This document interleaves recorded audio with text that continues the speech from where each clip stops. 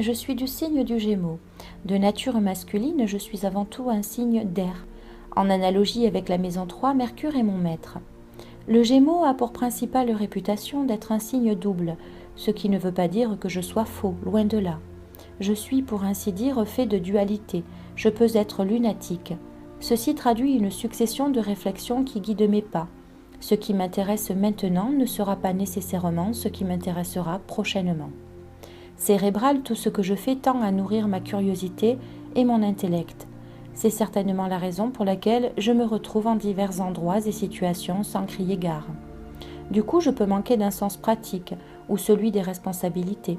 Un peu comme un grand enfant, j'aime vivre pleinement sans mesurer les conséquences. L'insouciance allège inévitablement mon existence. Comme je vous disais, je suis un cérébral, mais pas seulement. En bon signe d'air que je suis, je ne supporte pas le surplace. Je suis en constant mouvement, en recherche d'aventure et de nouveautés. Alors oui, bien sûr, à ce rythme, il m'arrive de commencer quelque chose et de ne pas le terminer. N'y voyez pas un manque d'endurance, mais plutôt les conséquences d'un trop-plein de curiosité à assouvir. Un peu comme un papillon qui butinera une fleur et passera à une autre, sans avoir pris le temps de finir son ouvrage. Certes, si j'ai de l'énergie à revendre, je ne sais pas la canaliser. Je la déploie en 1000 lieux différents, ce qui ôte peut-être un peu de profondeur dans mes relations. Néanmoins, je suis un gentil qui sait être serviable, optimiste et jovial, j'amuse souvent la galerie. Tout du moins, l'humour est une pièce maîtresse de ma personnalité. La vie, c'est selon moi une continuité de l'école. Il y a les récrés pour s'amuser et faire le clown, et il y a les cours, lors desquels j'adore apprendre, m'instruire et découvrir.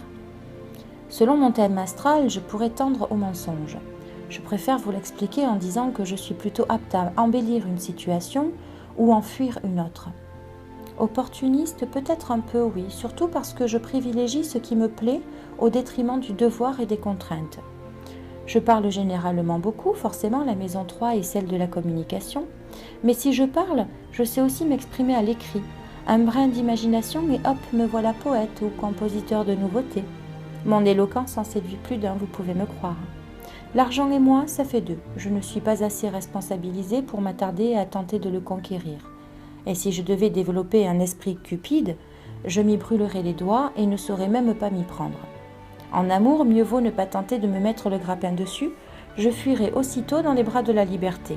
Il n'est pas rare que je prenne mon temps pour me stabiliser, mais une fois engagée, je suis tendre, attentionnée. Mais il faudra compter bien plus sur mon originalité que sur mon romantisme pour vous faire vibrer. Mon partenaire devra redoubler d'efforts pour toujours tenir en haleine ma curiosité. Il faut pour ainsi dire me surprendre et me donner des envies de rester. Infidèle ? Oui, peut-être un peu, à moins que mon thème astral m'encourage à la stabilité. Loin de moi l'envie de cumuler des relations sexuelles, juste un besoin de découvrir et d'être séduit. Mais ne fuyez pas, je suis plus charmeur que dragueur, et notez quand même qu'un charmeur charmé n'a pas de raison d'aller voir ailleurs. Alors, pour résumer de nature, je suis plaisant, joyeux, attendrissant, papillon, peu enclin à prendre de grandes responsabilités, je suis libre et assoiffé de découvertes. J'aime l'univers de la communication, de l'apprentissage, des voyages et des relations publiques. Certains Gémeaux sont même avocats, d'autres sont artistes. Un conseil ? Mieux vaut ne pas tenter de me suivre, mais plutôt de m'appâter et nourrir la curiosité qui me domine.